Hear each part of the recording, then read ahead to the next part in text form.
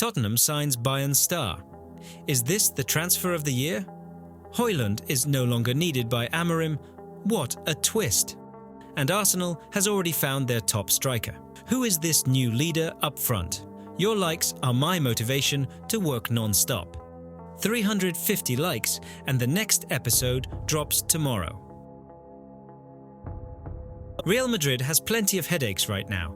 Injuries, pressure in La Liga and the Champions League on the horizon. But there's one problem that no tactics or transfers can solve. Vinicius. Yes, that Vinicius, the Brazilian who can tear apart any defender but annoys even his own teammates so much that Luka Modric finally lost his patience and called him out publicly. What happened? In Real Madrid's latest Copa del Rey match, there was a moment that spoke louder than any insider report. Modric confronted Vini on the pitch, frustrated with his lack of defensive effort. Imagine this, a man who has played alongside everyone from Ronaldo to Bale and has never made a scene is now openly showing his discontent. That's a serious warning sign. But let's break it down. Why has Vini become a problem? His talent is undeniable. His status in the squad? Madrid's main creative attacking force. But over the years, his ego seems to have grown just as much as his market value. And if there's one thing the Real Madrid dressing room has never tolerated, it's players who put themselves above the team. Cristiano could afford to act like a superstar. He delivered trophies season after season. But Vini? So far, he's only bringing headlines about his attitude. The club backs him, but for how long? For now, the board and coaching staff are fully behind Vinicius. But how much longer will that last? Last summer, Saudi Arabia offered 300 million euros for him, and Madrid didn't even consider it. But if the tension inside the squad continues to grow, Real might not ignore the next offer. And what about Vini himself? He acts like his superstar status is untouchable, constantly arguing with referees, provoking opponents, feeding the hype. So the question is this a winner's mentality or just the behavior of a player spoiled by his own talent? Maybe missing out on the Ballon d'Or has gotten into his head, but something has definitely changed in his attitude this season. Maybe he's already mentally competing with Mbappé for the face of Madrid's future. Maybe his entourage is whispering about Saudi millions and an easy way out. What's next? Real Madrid is entering a crucial phase of the season, and either Vini figures things out with his teammates, or the club will have to make some tough decisions. What do you think? Is Vinicius Madrid's future leader, or a ticking time bomb that could explode before they manage to defuse the situation? Only recently we were discussing where Matheus Cunha might go, and now he's extended his contract with Wolverhampton. But don't rush to close your transfer tabs. This guy could still leave as early as this summer, and here's why. Cunha has signed a new contract with the Wolves until 2029. Sounds solid, of course, but there's a catch. His contract includes a release clause of 74 million euros. That means any club willing to pay that amount could snatch up the Brazilian, even tomorrow. Well, not literally tomorrow, but certainly in the next transfer window. Now, guess who's already interested? Almost half of England. The list includes Arsenal, Chelsea, Tottenham, Aston Villa, and even Nottingham Forest. The latter clearly decided to reminisce about the days when they won the Champions League. Good luck with that. But the main contenders are, of course, the Gunners. Matheus Cunha is a versatile player, an excellent dribbler, his pace is explosive, and his passes into the box are like candy. This season, he has 11 goals and 4 assists for Wolves in the Premier League. Add to that his ability to hold the ball up, and he becomes the perfect option for Arsenal, especially considering that Gabriel Jesus spends more time in the treatment room than on the pitch. But here's the question. Is Arsenal willing to spend 74 million euros on Matheus? At first glance, that price tag seems steep. However, if you recall that during winter they were looking for an attacking player and had already reached out to the Brazilian, it appears that this is far from a closed case, particularly if one of their forwards departs in the summer.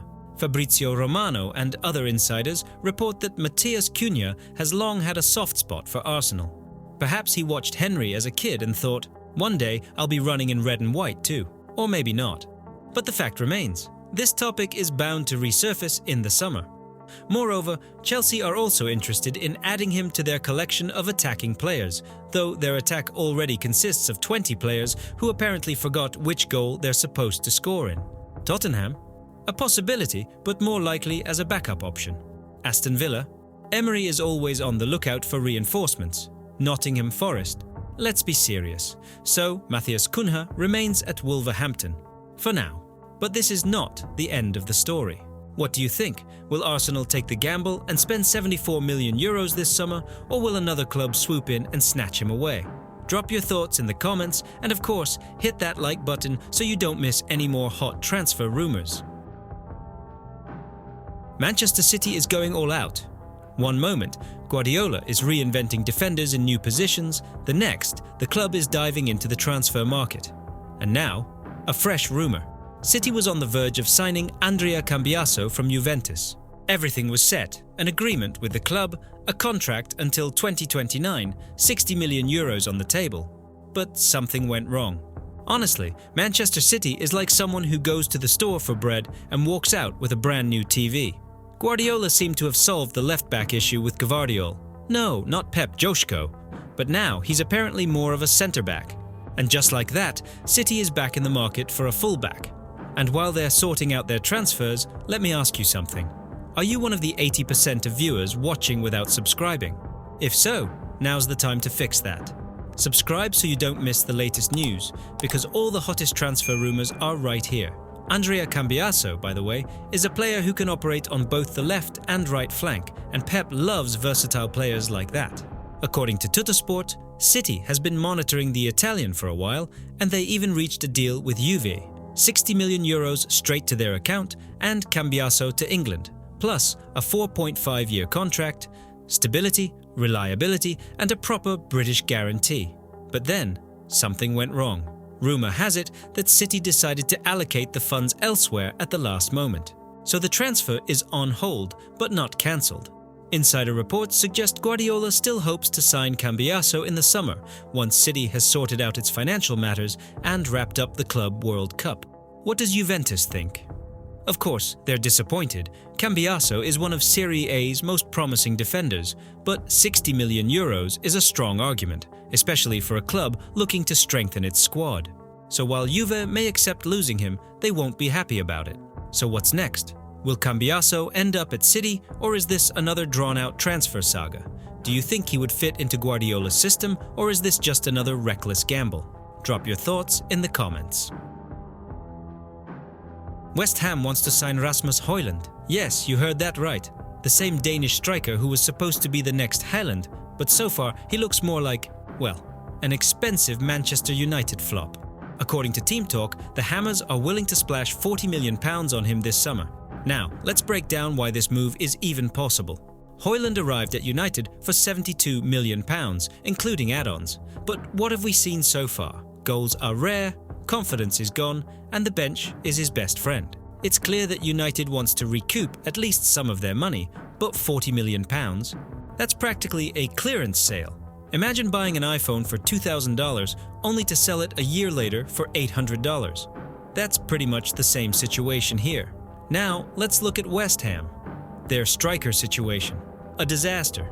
Füllkrug's summer signing flopped. Injuries, inconsistency, zero chemistry with the team. In January, they rushed to sign Evan Ferguson on loan, but he'll return to Brighton in the summer. So, they desperately need a new top striker, and Højlund is one of the real options. Plus, at West Ham, he'd get time and freedom, something he never had at United, where the pressure is immense. But here's the big question. Does he even want to go? Honestly, for Højlund, this looks like a step backward. He joined United as a rising star, and now West Ham? But on the other hand, look at Romelu Lukaku. When he realized his career was stalling at Chelsea, he moved to Inter and revived himself at the top level. Maybe Højlund should do the same? After all, it's better to be the main man at West Ham than the fifth choice at United. Besides, West Ham is actually building something new under Graham Potter. They're looking to refresh the squad with young talents, not just sign aging stars. So, how realistic is this transfer? United doesn't want to sell him for peanuts, but keeping a striker who isn't delivering makes no sense either. They need a reliable goal scorer, not a player who scores once in a while. If Højlund doesn't have a breakthrough in form by the end of the season, a £40 million sale could become a very real possibility. What do you think? Is this the right move for West Ham? Should they take the gamble on Højlund or look for a different striker? Drop your thoughts in the comments. Tottenham is back in business. They barely had time to celebrate signing Mathys Tel, and now they're already eyeing another top player. This time, the target is Leroy Sané. The German winger, who once tore up the Premier League with Manchester City, could be making a return as a free agent. How's that for a twist? Spurs are trying to pull off a Bosman deal, but there's one issue. Sané himself isn't rushing to sign anything with the London club. It looks like Ange Postecoglou has realized that Richarlison is decent, but not exactly what you need to push for the top four. Timo Werner. Let's be honest, that's a gamble at best. So if there's a chance to snatch up Sané for free, Tottenham has to go for it. Especially since Bayern hasn't extended his contract yet, meaning he's already free to negotiate with other clubs. But let's be real. Sané isn't just some promising prospect or a random winger. He's a player who already conquered the Premier League with Manchester City. And now imagine him moving to Tottenham, a club that, in recent years, has been collecting disappointments rather than trophies. On the flip side, Spurs can offer him something Bayern hasn't, a true leadership role. In Munich, he has to compete with Coman, Gnabry and Musiala. But at Spurs, he'd have a guaranteed starting spot, superstar status and the chance to carry the team on his back. The only question is Sané willing to take that risk and join a club that might not even qualify for the Champions League? And while we discuss this potential transfer, are you watching from a TV? If so, don't forget to drop a like. More than 60% of viewers watch from their TV, but don't engage. Let's change that. One click, and YouTube will start recommending fresh videos to you more often. But here's the real issue. Tottenham doesn't exactly look like a club that attracts top-tier players right now. Sure, they have money, but Sané will likely be looking for a project where he can actually compete for trophies. Spurs, as always, are stuck somewhere between "we almost made it" and "time to rebuild again." However, if Daniel Levy somehow convinces Sané to join, it would be a huge win for Postecoglou's project. Just imagine, Son and Sané on the wings. Speed, check, dribbling, plenty of it. Goal-scoring ability. Finally, this version of Spurs could genuinely challenge the top clubs. But it all comes down to one question. Will Leroy even consider it? Or will he wait for a more stable club like Liverpool or even a return to Man City? So go for it, Spurs. The opportunity is there, but don't forget, the competition for Sané will be tough, and convincing him to move to London won't be easy. What do you think? Can Tottenham beat the other top clubs to sign Sané? Or is this just another transfer rumour that will fade away in a few weeks? Drop your thoughts in the comments.